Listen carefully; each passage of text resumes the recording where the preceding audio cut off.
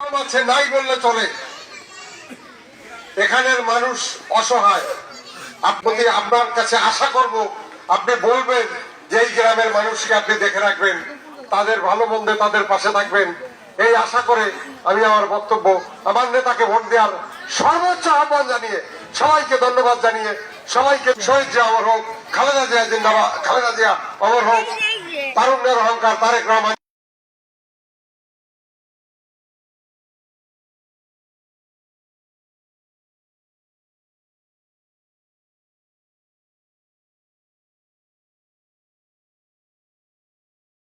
গরিব মানুষের মেয়ে স্কুলে আমরা পড়ালেখা করতে পারলাম, লেখাপড়া শিখতে পারলাম এবং লেখাপড়া শিখতে পারছিলাম বলেই আজকে বিলেতের মতো জায়গায় আইসা নার্সিং করে জীবিকা নির্বাহ করতেছি মর্যাদার সাথে, সম্মানের সাথে।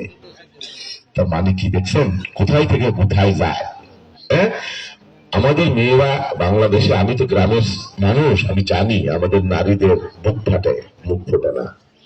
অনেক নারী খুব কষ্টে সংসার করে, সব পরিবার